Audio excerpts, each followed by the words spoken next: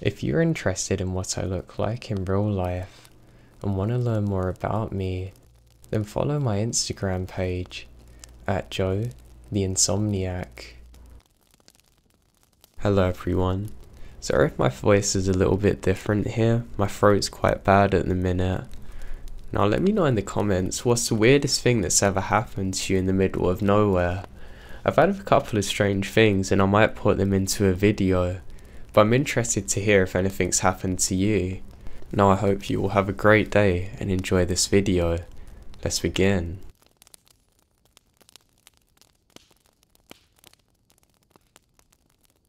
I'd been looking for a used road bike on Craigslist for some time now, and a good friend of mine linked me to an ad yesterday that was only 15 miles away and had the exact bike I was after for less than half of what I'd planned to spend.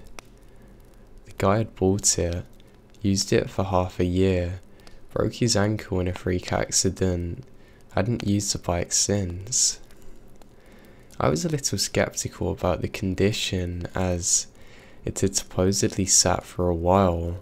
With the photos he sent me, it looked great, so with that, I left for a test drive. I managed to secure this morning for a short 5-miler.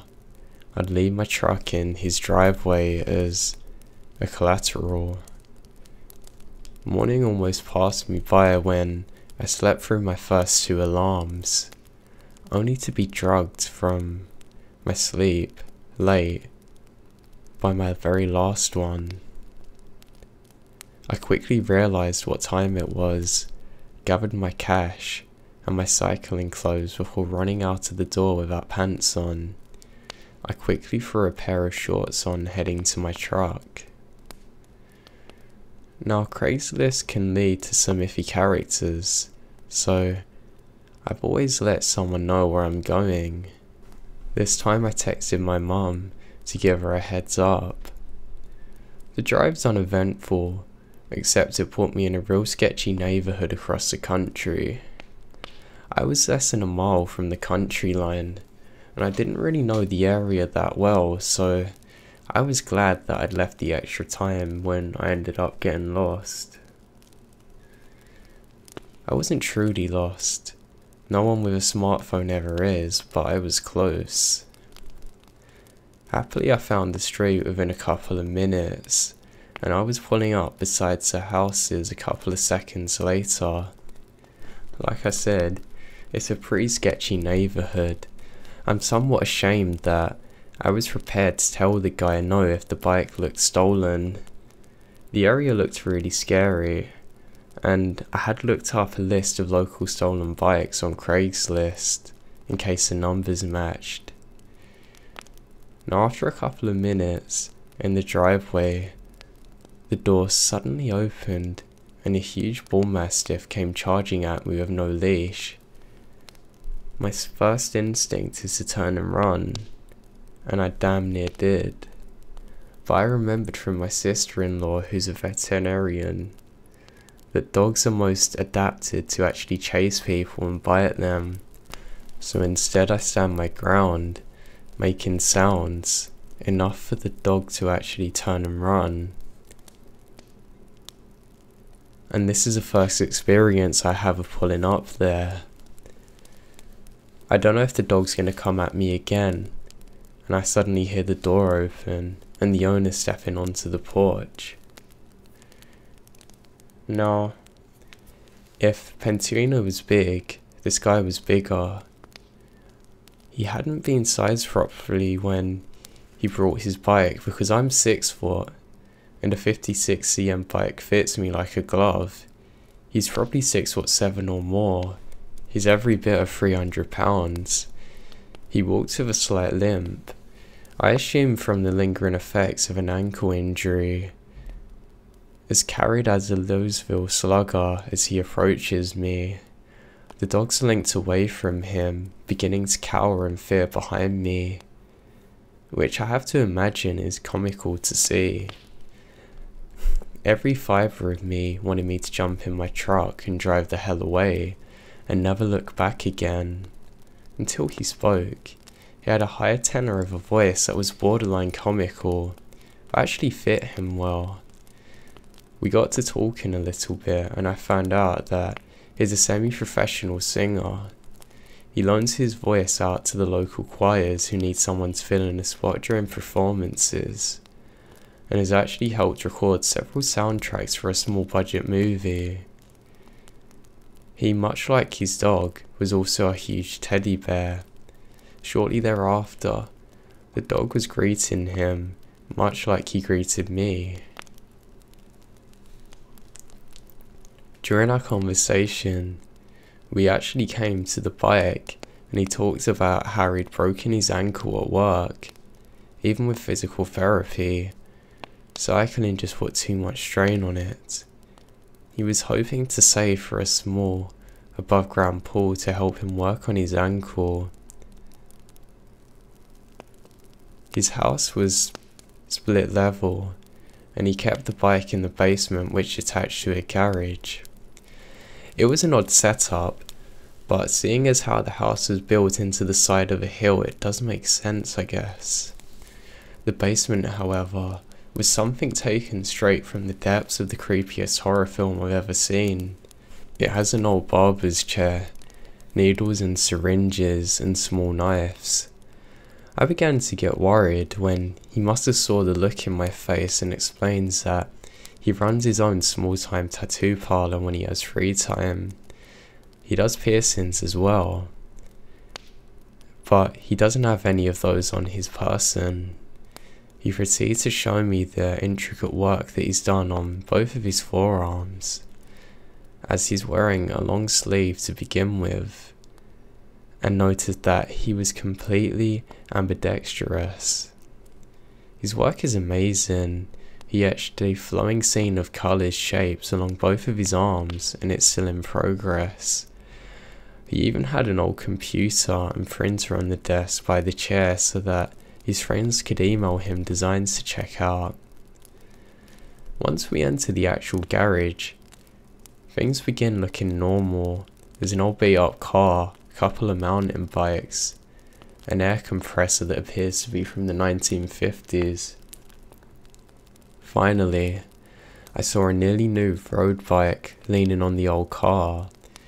It was in pristine shape, no visible scratches, and didn't have any chain or gear wear that I could see at least. I asked him if I was good to test ride it, and he responded with, "I already pumped up the tyres for ya." I left my truck in the driveway as promised and head out on a short 5-minute loop. I would take about 18 minutes or so. I was precise on timing, and I'd be right back. The bike handle shifted like a dream. Shifted cleanly, and probably had a few miles on it. Both sets of gears worked as though they're purchased the next day. I was getting up speed far quicker than I did on my fitness bike. I was planning on doing a few really long rides in the coming weeks. This was certainly going to be a massive upgrade. I was really stoked and already purchased clip-in shoes and pedals, along with a spare tube in case I got a flat. After less than a mile, I was ready to buy it. The remainder of the pavement was pure enjoyment. Halfway through, I could see a few high school boys gathering on the road ahead of me. It looked as though they're trying to get the tyres down to block the pathway. I wasn't really familiar with the neighbourhood and with the bike, so I decided to hop onto the grass to go around them. I was moving at a good clip, so I had to be careful. One of them threw something. I realised there's a car tyre rolling directly towards my path. I'm an experienced rider though, with a few thousand miles under my belt. I dodged the slow moving wheels with ease. The boys then chased after me on foot while I bolted for the house. I looked back a few seconds later and they're gone. I did however catch a glimpse of one of them as he blended into the trees, and then I was alone again.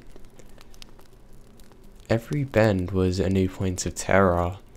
I didn't know if I'd run into them again or see them busting out of the woods randomly, so I stared just for a second.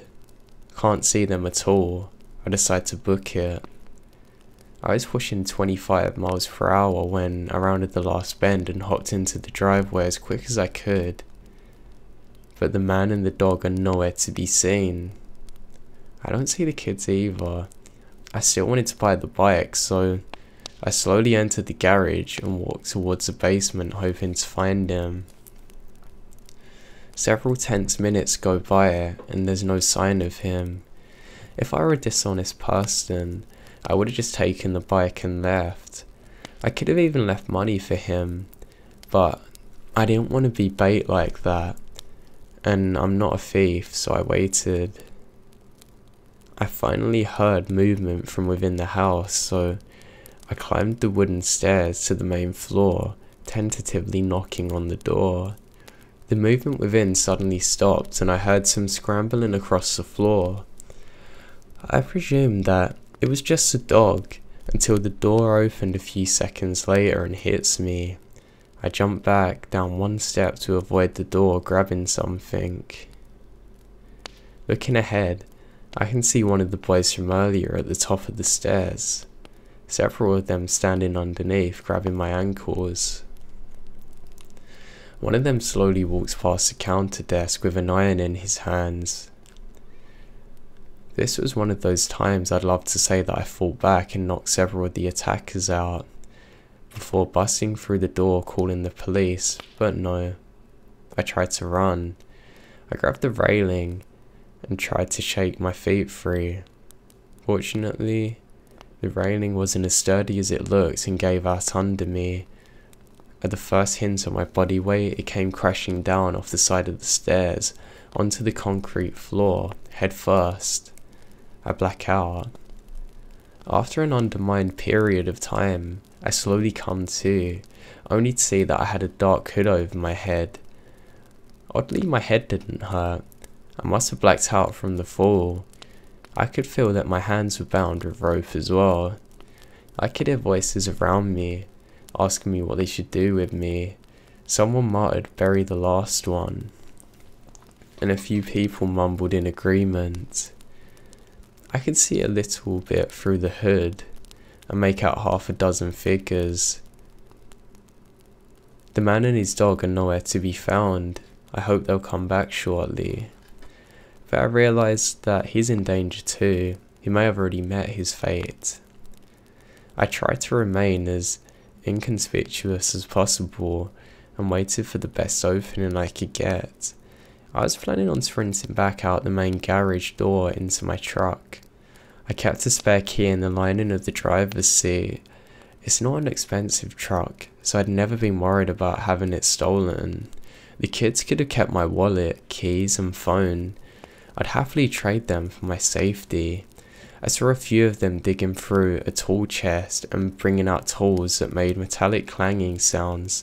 Now this honestly gave me goosebumps. Ready as I was to run, there's always something that can go wrong. At that exact moment, the guy comes home. Maybe he'd gone to look for me. Maybe he'd tried to follow me in another car and make sure I didn't steal the bike. I don't know. But he was walking off into the garage at that exact moment. The boys all stopped talking abruptly, looking up at him. I thought he was going to start swinging. He says, "Oh good, you got him." I couldn't find him.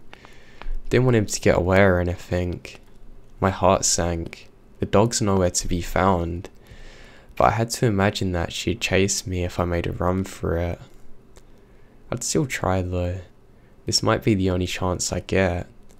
I saw the man moving behind a wall in the garage and I took my chance, bolted my feet and was all the way to the garage before I heard the first kid exclaim that I'd moved. Then the guy was right there. I couldn't see and didn't have a chance to get my hands free. Then the man's right in my face. He moved so quick for someone so large. I didn't stand a chance. His bare paw-sized hands grabbed me by the shoulders saying, "Where are you going?" as I shake my head in fear. He sat me down, strapped my arms and legs to the cold metal. It was then I realised that there's a halo above the chair, eerily resembling an electric chair. I can hear the dull hum of high voltage electricity nearby. As if he realised that I noticed that, he nodded and pointed to a large breaker built into the wall. That's it, I'm gonna die. Suddenly, a guy comes in really close and says, "We're just joking with you." And they all burst out laughing, saying, "We scared the hell out of you." Now, these are people that I've never met before, and I still have no idea what's happening or if this is a mind game. I stand up and bolt for my truck. I managed to get in and slam it into gear. I drove away and never went on Craigslist again since.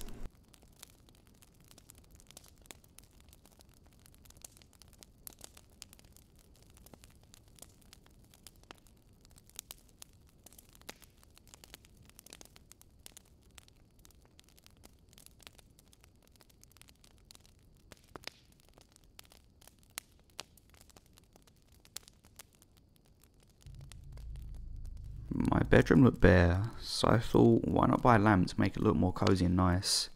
After everything that's happened, I honestly would have just kept my bedroom the same. I'm just an ordinary person. I work, go to university, and keep up with my social life. I never really thought something bad could happen from buying a lamp. It was cheap, the glass was rose gold. It was really pretty and at a good price, so I thought, why not? The first day I brought the lamp, I unpacked it from its packing and placed it in my room in the corner near my chair. I turned it on, admiring it illuminated all around my room. It was pretty late, so most of my lights in my house were turned off. I heard my closet door open as I turned around to exit my room. I'm a strong believer in the paranormal, but I didn't feel any dread or evil. I just felt normal, like nothing was wrong. I walked to my closet and closed the door fully, and walked out my room, not turning back. But I'm sure I heard my closet door open again. I had a few friends around for a girly night in. My friend Katie needed to use the restroom. I moved into my house recently, so she didn't know where anything was. I directed her to the bathroom and carried on talking to my other friends. 20 minutes later, she's still not back, and I go back to check if she's okay. I go up to the bathroom and she's not in there. I search the guest room and she's not in there, so I check in my room and she's in there, staring at the lamp. She was literally on the floor staring at it. I found it pretty weird, but she was probably really drunk. I think everyone was except for me. I walked in and asked her what she was doing. She ignored me at first until I nudged her. Then she just snapped out of whatever she was doing, stood up and walked back downstairs and acted like nothing happened. Before I carry on, I think I should mention some things. I've just turned 20, I'm engaged and I'm also expecting my first child. Me and my fiance Dan recently moved to Europe and bought a cottage. If you've read my previous post about the cottage, then you'll know that I was having problems. Anyway, that's it, and I'll carry on now. So anyway, the next morning Dan asked me if I'd forgotten to turn the lamp off last night. I distinctly remember going to sleep in the dark, but obviously I must have forgotten. Weird things like that happened for a while, but then we started seeing things. Like then the lamp was on and we'd see dancing figures on the ceiling. Even when we were standing perfectly still, they would still be moving, or there would be a figure on the wall just standing there. It wouldn't be our shadows because we would be in a completely different place, and it wouldn't make any sense. One night I was sitting up in bed on the iPad while Dan was in the ensuite. I can't remember exactly what we were talking about. I think it was something to do with his friends, I'm not sure. I noticed the shadow just standing there. I watched it for a good 5 minutes, then it moved. But it didn't move on the wall. It's like it was walking towards me. I was so engrossed I didn't call for help. I turned to Dan in disbelief, but he was just frozen. We could hear heavy breathing. It reached the bed and then just disappeared. The floor was still creaking. I can't remember much of what happened next, but I do remember seeing a hand peer out from under the bed. It was bony and black. It was clawing its way out. And then I saw Dan running over to the lamp. He picked it up and smashed it against the wall, and then we were there in the dark. This happened last week. Nothing else has happened so far. I don't think the lamp was the problem. Please, if you do see a cheap lamp on Craigslist, no matter how beautiful it is, do not buy it.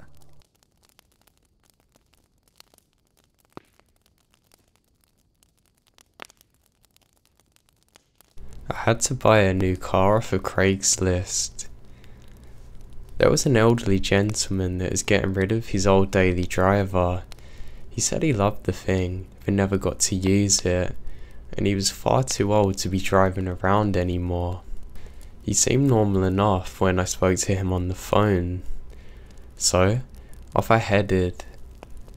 As I was driving, I get a text message from him saying, "Oh, I've left the keys under the door, just let yourself in. I might be asleep, so you'll have to wake me up." Weird, yes I know, but at the time I wasn't really thinking of it and more concentrating on driving. When I arrived to the location, it's truly in the middle of nowhere. The sounds of nature are everywhere, yes, but people? No. It's one of the oldest houses I've ever seen, looking like dropping a match on it could let the whole thing go up in flames. Kinda hard to describe, but literally like something straight out of a horror flick. So I pull up to his driveway. There's no sign of him. He must be asleep. I guess that's where he's old. I look at my phone again and he says, "I'm just inside, just come let yourself in. Just make sure you check under the mat for the key." Now I get a weird feeling about this. I go to the mat anyway, and when I lift it up, there's just a piece of paper.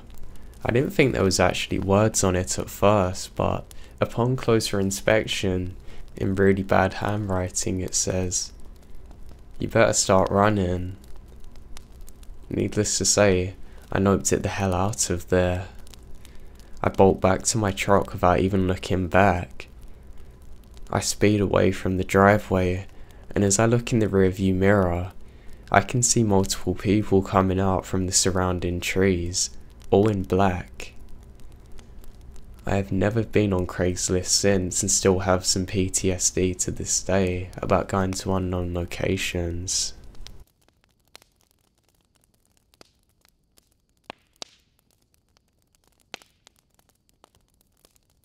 Last year, when I was moving from my apartment to my house, I dropped my box with my laptop and it was damaged beyond repair.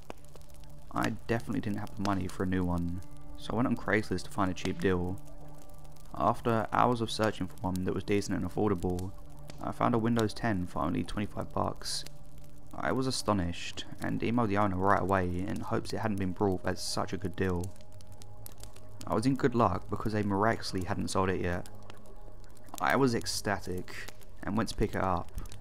I asked the man why he was selling it for so cheap, and he said his sister had recently passed away and they were cleaning out her house, so they were selling different things from her house. It didn't creep me out too much that I was using a dead person's computer, but I felt weird that they were giving up her belongings so quickly. I brought the computer home and was excited to use it, so I plugged it in right away and it started loading after a minute. It was crazy. The computer was in perfect condition, not even a scratch, and was loading surprisingly fast. When it started up, the background popped up and it was a pitch black screen with 3 letters that read EMX. I didn't know what it meant, but I suppose she had worked for an obscure company. I wondered if she cleared off the files from her computer, and being the nosy person I was, checked the On This PC tab for files. I didn't find anything at all until I checked the Documents tab. There were just 3 items there. The first item read, Case 322 Experiment. I clicked the first open, and it came up a summary of the little experiment of Case 322. Case 322. Notes. Case suffers severe schizophrenia and depression, and experiences frequent hallucinations and paralysis. We will be experimenting with treatments for her unique and unusual case. It should be noted that this case is extremely violent, has been speculated at the most violent of all cases, constant murder and torture threats, surprising detail and graphic descriptions for someone as young as her. That was the end of the item. I was horrified by the fact that it appeared they'd given me a computer formerly used for children's neurology experiments. Being the curious person I was though, I decided to keep reading on. The biggest mistake of my life. The second item read, Safety/concern. Forewarn. I opened the file and it appeared to be a list. Safety concerns with Case 322. It should be noted that those children for experimentation on Case 322 shall be the utmost high standards, and serious precautions must be taken. Case 322 has been involved in the following acts. 1. The murder of her entire family. 2. The murder of 4 civilians during an escape from her home. 3. Bank robberies.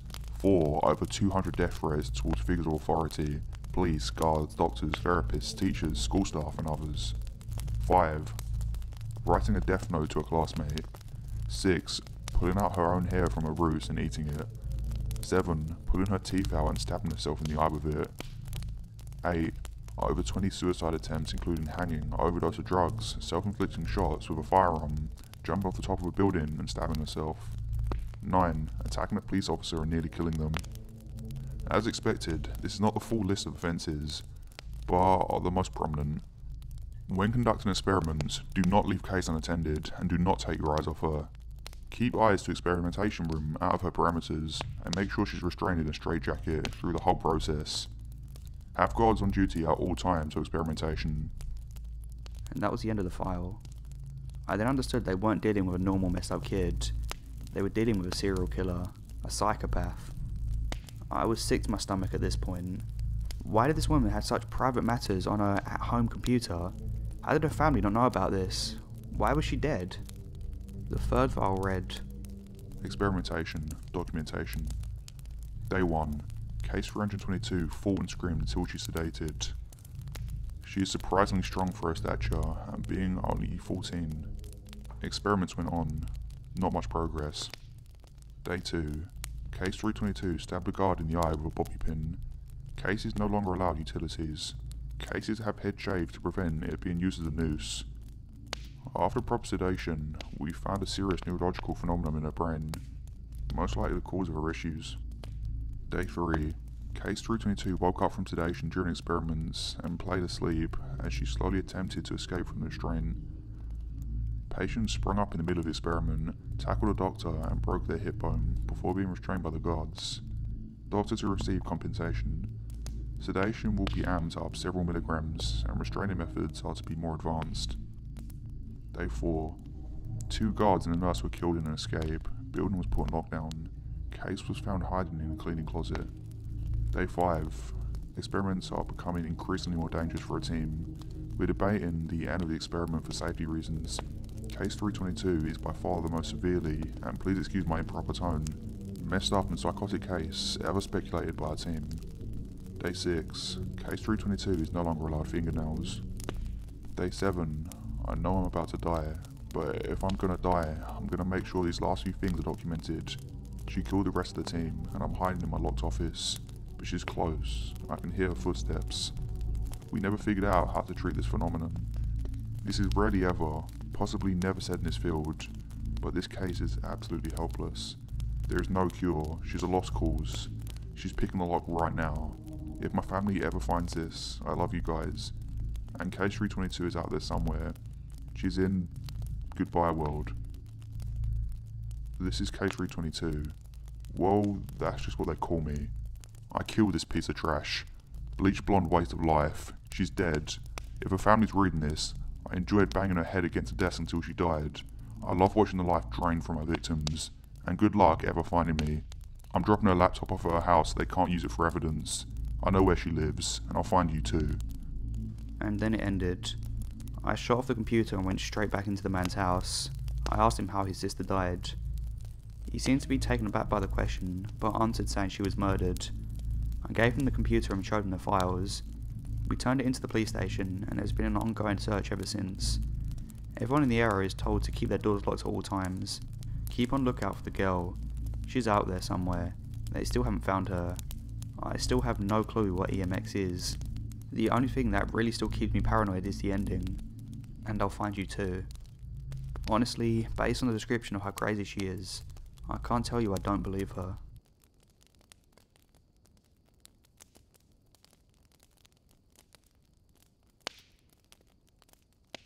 If there's one piece of advice I can give anyone, it's don't take the cheap way out, no matter how good it seems. Something about that decision will bite you. You might be lucky, it may only be a mosquito bite, but if you're not, It could be a great white shark bite. For me, I wasn't so lucky. Obviously, I wouldn't be writing to you today. A couple of months ago, I got in a very bad accident. It was so bad that my car got totaled almost beyond recognition. My insurance company gave me a decent amount of money for it, but money was tight for me. I needed a car fast. I went to the place everyone goes looking for a good deal, Craigslist. For a day, I kept looking for a deal I couldn't say no to. I needed a decent running car for cheap, that's also reliable. All the sellers at the time were asking for fair prices, too fair for me to get them. I was about to give up one night when I come across a deal I couldn't say no to. The guy Robert was selling a 2001 Camry with 100,000 miles on it, claiming it'd run smoothly for a good price. I contacted Robert and he told me I could test drive it the next day. I took a taxi out there and gave the car a good old drive. Let me tell you, it ran like it was brand new. No complaints with the car whatsoever. I was really impressed. It seemed almost too good to be true. So when I got back, I asked the dealer what was wrong with the car. No matter how hard I pushed, he said there was nothing wrong with it. He seemed genuine about it the entire time too.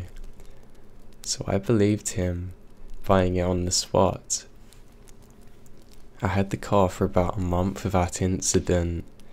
Then one night, I was driving home from a long day of work. It was about 1 in the morning, so as you can imagine, the roads were desolate. I'm smoking a cigarette with my windows down, listening to the wind fly into my car. I remembered being stopped at red lights when a chill ran down my spine. This made me uneasy, but I blew it off as exhaustion. The light turns green. I begin to accelerate. Then something or someone whispers into my ear, ever so slightly. The sound of the engine mixed with the wind made it almost inaudible. There were no cars around, so I slammed my brakes, bringing my car to a complete stop. I waited a couple of seconds for maybe another whisper or anything, but no, nothing. No incident occurred for the rest of the ride. The next 2 weeks went by without anything like it happening again. I mean, honestly, I almost completely forgot about it. That's until something happened again. It was pouring rain while I was at work. It was very slow, so my boss lets me smoke a cigarette in my car. When I get in my car, I got the same chill once again. Instantly, I remember my last experience sat in there. I'm now in complete silence, waiting for something to happen. About 30 seconds later, my car got filled with the smell of freshly shot fireworks. It got so bad, so quick it made me cough like crazy, gagging even. I got out of my car, running back inside. The look on my face must have been far from normal, because my boss comes up to make sure everything's alright. I told him about the smell, and he said the only thing he could think of was somebody messing with my car. We went out to check out what was wrong, but the smell was gone. He said he's going to check the cameras, but he never found anything. I tried to blow it off again, but this time I couldn't find a reasonable explanation. After an hour straight of thinking about what could have happened, I tried to give Robert a call. Sadly, this guy had the nerve to cancel his phone. About a week later, I just got into an apartment to deliver a pizza. It's going pretty routine. The guy's cool, gave me a nice tip. I even had a good conversation with him. As I was about to wrap things up and head out, I noticed something that caught my attention in the parking lot. "Hey, you drove that Camry here, right?" he said. "Yeah, why?" "I think there's someone in your car." I look at my car and sure enough, I see a girl sitting in shotgun. She had black hair, was very pale, wearing a dress. Crap, call the cops. For a few seconds I thought, I wasn't crazy, and I finally got the person messing with me. Sadly, this wasn't the case.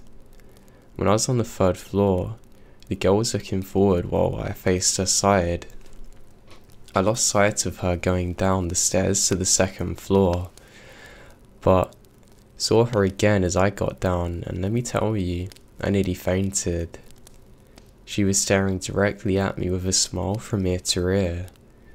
But that's not the worst part. Her eyes were something else. They looked kind of blue but almost black around the outside, something I've never seen before. I was mesmerized and terrified. The next thing I know, I feel a tap on my shoulder, breaking my trance. It was a guy I delivered the pizza to, informing me that the police are on their way. He said to me, "Why was I standing there?" I explained, looked back, but the girl's gone. The police ended up coming. We filed the report and they did a quick search through my car to see if there's any signs of a break-in. Sadly, there's none. Everything's in place exactly as I left it. The police said they would check the cameras and inform me if they see anything, but they never spoke to me. Over the next couple of weeks, I would hear the damn whispering again, but only when my car or something in my environment made a loud noise. At first it was occasional, but by the 2nd week, it was there almost every loud sound. I could also make out separate voices now. One of a man and one of a woman. I still couldn't understand what they were saying. That was until I was on my way home tonight. A few minutes from my house, I got a chill again. I knew it was coming. This time, I heard it so clear. It's your turn now. I felt ice cold breath running down my neck. In my peripheral vision, I could see her reflection in my rearview mirror waiting for me to turn and look. She kept whispering them damn words in my ears, almost creating a thick layer of ice on my neck. The longer she whispered, the more it felt as though I was being pulled into her influence. Finally, I got home, ran inside, locked myself in my room. But I'm starting to think I was making a mistake. If I were to look out my window, I could see my car and hear the whispering again. There's 2 girls and 1 guy. They kept telling me to look at the car just one more time, really quick. Maybe I should look. I mean, what's the worst that's gonna happen to me?